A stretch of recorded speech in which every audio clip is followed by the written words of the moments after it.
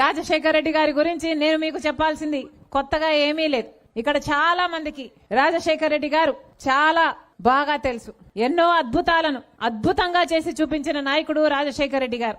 కేవలం 5 సంవత్సరాలు మహానాయకుడు. కేవలం 5 సంవత్సరాలే ముఖ్యమంత్రిగా ఉన్నది. కానీ 5 సంవత్సరాలలో ఎన్నో కార్యక్రమాలు చేశాడు. పేదల కోసం చేశాడు, రైతుల కోసం చేశాడు. ఉచిత విద్యుత్ అయితేనేం, రుణమాఫీ అయితేనేం, ఆరోగ్యశ్రీ అయితేనేం, ఫీజు రీయింబర్స్మెంట్ అయితేనేం, 108 అయితేనేమి, లక్షల మందికి పేదలకు ఇందిరమ్మ ఇల్లు అయితేనేమి, పేదవాళ్లకు భూములు ఇవ్వడం అయితేనేమి, లక్షల ఎకరాలు, ఇలా 1 కాదు 2 కాదు ఎన్నో అద్భుతమైన పథకాలు చేశారు రాజశేఖర రెడ్డి గారు. అప్పుడు రాజశేఖర రెడ్డి గారు ముఖ్యమంత్రిగా ఉండంగా 2006లో కాంగ్రెస్ పార్టీ కేంద్రంలో మన్మోహన్ సింగ్ ప్రధానమంత్రిగా ఉన్న రోజుల్లో ఈ కార్యక్రమానికి శ్రీకారం చుట్టారు. మహాత్మా గాంధీ జాతీయ గ్రామీణ ఉపాధి హామీ పథకం. మన భాషలో కరువు పని అంటాం, లేక ఉపాధి హామీ పని అంటాం. ఆ రోజుల్లో ఎంతో వైభవంగా ఇదే రాయలసీమలో అనంతపూర్లో బండ్లపల్లి అనే గ్రామంలో సరిగ్గా ఫిబ్రవరి 2వ తేదీకి మొన్న 20 సంవత్సరాలు అయిందని నేను కూడా ఆ గ్రామానికి వెళ్లడం జరిగింది. 20 సంవత్సరాల క్రింద ఇదే రాయలసీమలో పురుడు పోసుకుంది ఉపాధి హామీ పథకం. కాంగ్రెస్ 10 ఏళ్లు అధికారంలో ఉంది. ఆ 10 ఏళ్లు బ్రహ్మాండంగా నడిచింది ఉపాధి హామీ పథకం. ఆ రోజుల్లో రాజశేఖర రెడ్డి గారు ముఖ్యమంత్రిగా ఉన్నప్పుడు ఆంధ్ర రాష్ట్రంలో ఇదొక పైలట్ ప్రాజెక్ట్ గా తీసుకున్నారు. ఆ రోజుల్లో మహిళలందరూ వచ్చి రాజశేఖర రెడ్డి గారి దగ్గరికి వచ్చి, అయ్యా మాకు మగవారితో సమానంగా వేతనాలు ఇవ్వండి, మేము చేసే కష్టం తక్కువైనా కూడా మా చేతనైనంత చేస్తున్నాం, మాకు బిడ్డలున్నారు, మేము ఇల్లు నడుపుకోవాలి అంటే రాజశేఖర రెడ్డి గారు వెంటనే ఒప్పుకొని ఆడవాళ్లకు కూడా సమానంగా మగవారితో సమానంగా వేతనాలు ఇప్పించారు ఆ రోజుల్లో ఉపాధి హామీ పథకంలో. అలాగే మాకు మధ్యవర్తులొద్దు, కమిషన్ కట్టింగ్లు అవుతున్నాయి, మాకు నేరుగా డబ్బులు వచ్చేటట్టు చూడండి అంటే ఒకేసారి 60 లక్షల అకౌంట్లు ఓపెన్ చేసిన ఘనత రాజశేఖర రెడ్డి గారు. మన రాష్ట్రంలో విధి విధానాలన్నీ రూపొందిస్తే ఆ తర్వాత ఫేజ్ 2లో దేశమంతా అమలైంది ఉపాధి హామీ పథకం. ఎంతో అద్భుతంగా అమలైంది. మన రాష్ట్రంలో అయితే రాజశేఖర రెడ్డి గారు ముఖ్యమంత్రిగా ఉండంగా 1,10,00,000 జాబ్ కార్డులు ఇచ్చారు. అంటే దాదాపు 2,25,00,000 మంది కుటుంబానికి ఇద్దరేసుకున్నా అంతమంది పని చేశారు ఉపాధి హామీ పథకంలో. అంత వైభవంగా జరిగింది ఉపాధి హామీ పథకం. అసలు ఇంతటి ఉపాధి హామీ పథకం ప్రపంచంలోనే ఎక్కడా లేదంట. కోట్ల మంది ప్రజలు ఒక ఉపాధి హామీ పథకంలో ఇంతమందికి ఉపాధి కల్పించడం అన్నది ప్రపంచంలోనే ఎక్కడా లేదు. ఇది అతి పెద్ద ఉపాధి పథకం కాబట్టి ప్రపంచంలో ఎన్నో దేశ విదేశాల దగ్గర నుంచి వచ్చి కూడా, ఇక్కడ యూనివర్సిటీల నుంచి వచ్చి కూడా రీసెర్చ్ పేపర్లు తయారు చేసి మరీ వెళ్లారు ఉపాధి హామీ పథకం మీద. అంత గొప్ప పథకం మహాత్మా గాంధీ జాతీయ గ్రామీణ ఉపాధి హామీ పథకం. ఎంతో మందికి ఆసరానిచ్చింది. ఎంతో మంది మహిళలు సైతం పని చేసుకోగలిగారు, వాళ్ళ బిడ్డలు కొంచెం పెట్టుకోగలిగారు, చదివించుకోగలిగారు. అంత గొప్ప పథకాన్ని ఇప్పుడు బీజేపీ పార్టీ నాశనం చేయాలని చూస్తుంది. బీజేపీ పార్టీ ఈ మహాత్మా గాంధీ ఉపాధి హామీ పథకాన్ని తీసివేసి బీజేపీ పార్టీకి సంబంధించి విబి గ్రామ్ అని కొత్త చట్టాన్ని తేబోతుంది. మొట్టమొదటిగా మహాత్మా గాంధీ పేరును తొలగించేశారు. మహాత్మా గాంధీని చంపింది ఎవరు? ఆర్ఎస్ఎస్ సభ్యుడు గాడ్సే. ఆర్ఎస్ఎస్ సభ్యుడు గాడ్సే మహాత్మా గాంధీని చంపేస్తే మన మోడీ గారు మహాత్మా గాంధీ పేరు పెట్టుకున్న ఈ జాతీయ ఉపాధి హామీ పథకాన్ని చంపడానికి పూనుకున్నారు. ఇద్దరికి పెద్ద తేడా లేదు. గాడ్సే మహాత్మా గాంధీని చంపారు, మోడీ మహాత్మా గాంధీ సిద్ధాంతాలని చంపుతున్నాడు. ఇద్దరికి ఏమైనా తేడా ఉందా?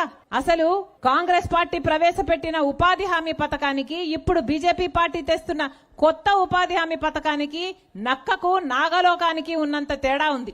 ఇంతకు ముందు ఉపాధి హామీ పథకము అంటే ఎలా ఉండేది? మన గ్రామాలలో గ్రామ సభలు పెట్టి గ్రామ పంచాయతీల్లో ఆ గ్రామానికి ఏం పనులు కావాలి అని నిర్ణయించుకునేవారు. మనకు రోడ్లు కావాలనా, బాయి కావాలనా, లేక చేన్లో పని చేయాలనా, లేక పూడికలు తీయాలనా, ఏ పని కావాలి అన్నది గ్రామ సభలు పెట్టి గ్రామాల్లో నిర్ణయిస్తే ఉపాధి హామీ పని అన్నది దానికోసం వాడుకునేవారు. దానికోసం ఉపాధి కల్పించి దానికోసం వేతనాలు ఇచ్చేవారు. ఇప్పుడు బీజేపీ పార్టీ తెచ్చే కొత్త పథకమట, బీజేపీ పార్టీ చెప్తుందట, కేంద్రం చెప్తుందట ఎక్కడ ఏ పనులు చేయాలి అని. ఇక గ్రామంలో గ్రామ సభ్యులు నిర్ణయించరు. గ్రామం కోసం, గ్రామ అభివృద్ధి కోసం ఈ ఉపాధి హామీ పథకాన్ని వాడరట. అంటే పక్కన ఎక్కడో ఒక ప్రాజెక్టో లేక ఒక రోడ్డు పనో జరిగితే ఆ కాంట్రాక్టర్ కింద ఉపాధి హామీ పనిని అప్పచెప్తే వీళ్ళందరూ వెళ్లి దాని కింద పని చేయాలట. అంటే ఆఖరికి ఇది ఎలా అయిపోతుంది అంటే ఆ కాంట్రాక్టర్ కు లేబర్ సప్లై చేసే యంత్రాంగంగా గ్రామాలు మారిపోతాయి. ఇదేనా మనకు కావాల్సింది? ఆలోచన చేయండి. ఎక్కడ చూసినా ఇప్పుడు బీజేపీ పార్టీ పోస్టర్లు పెడుతుంది. కాంగ్రెస్ పార్టీ 100 రోజులే ఇచ్చింది ఉపాధి హామీకి, మేము 125 రోజులు ఇస్తాము అని. చూసారా అన్నా? ఎక్కడైనా చూసారా? పోస్టర్లు పెడుతున్నారు, పెద్ద పెద్ద హోర్డింగ్లు కూడా పెడుతున్నారు. ఇప్పుడు కోట్లు ఖర్చు పెడుతున్నారు దానికోసం. 200 కోట్లు ఆల్రెడీ విడుదలైందంట.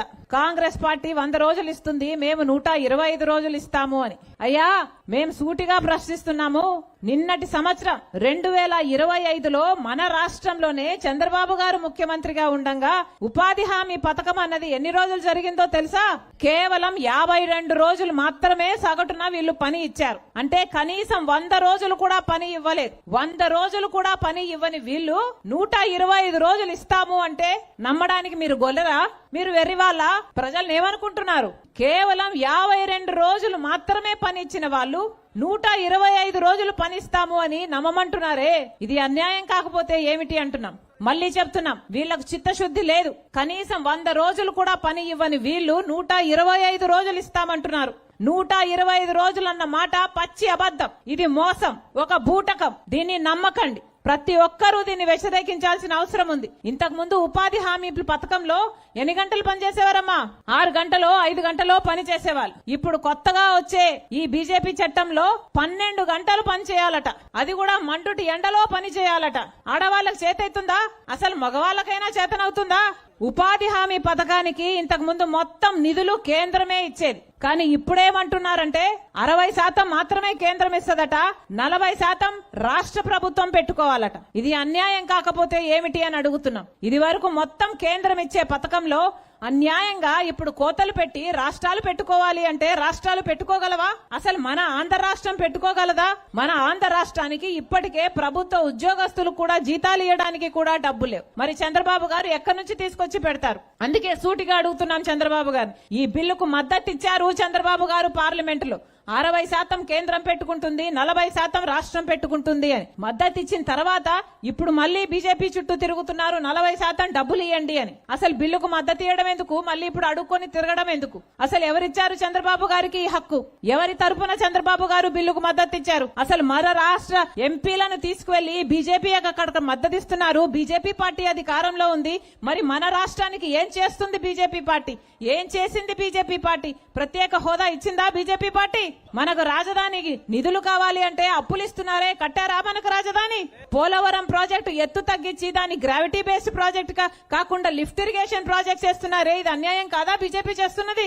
ఇలాంటి ఎన్ని పథకాలు మనకు రాష్ట్రానికి రావాల్సిన ప్రతి మేలును అడ్డుకుంటుంది. ఈ రోజు మన బిడ్డలకు కూడా కనీసం ఉద్యోగాలు, డిగ్రీలు పీజీలు చదివిన బిడ్డలకు కూడా ఉద్యోగాలు రావట్లేదు అంటే ఈ పాపం ఎవరిది? మన రాష్ట్రం బాగుపడుంటే మన రాష్ట్రంలో కూడా ఒక హైదరాబాదో, ఒక బెంగళూరు, ఒక చెన్నైయో, మన రాష్ట్రంలో కూడా ఒక రాజధాని ఉంటే ఎంత గొప్పగా ఉండు. కానీ మనకుందా? మన చేతిలో మాత్రం చిప్పబెట్టారు. కానీ మన ఎంపీలంతా మాత్రం బీజేపీకి మద్దతు ఇస్తున్నారు. ఇది అన్యాయం కాకపోతే ఏమిటి అని అడుగుతున్నాం. ఈ రోజు కనీసం ఉపాధి హామీ పనికి ఇచ్చే డబ్బుల్లో కూడా కోత పెడుతున్నారు అంటే వీళ్ళు దుర్మార్గులు కాకపోతే మరి బీజేపీ ఏమిటి? వాళ్లకు మద్దతు ఇస్తున్న చంద్రబాబు గారు ఏమిటి? పోనీ ఎవరైనా మాట్లాడుతున్నారా? కూటమి సర్కార్ ఎలాగో మాట్లాడదు, చంద్రబాబు గారు, పవన్ కళ్యాణ్ గారు ఎలాగో మాట్లాడరు. పోనీ జగన్మోహన్ రెడ్డి గారైనా మాట్లాడుతున్నారా? జగన్మోహన్ రెడ్డి గారు అధికారంలో ఉన్నంత కాలం బీజేపీకి మద్దతే ఇచ్చారు. ప్రతి బిల్లులో మద్దతు ఇచ్చారు.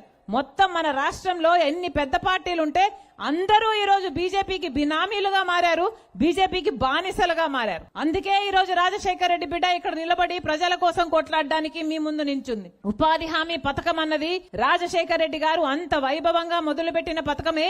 మరి ఇలాంటి పథకాన్ని నాశనం చేస్తుంటే కూడా జగన్మోహన్ రెడ్డి గారు మాట్లాడడం లేదు అంటే ఇక నాయకుడిగా ఎందుకున్నట్టు? ఒకసారి ఆలోచన చేసుకోండి.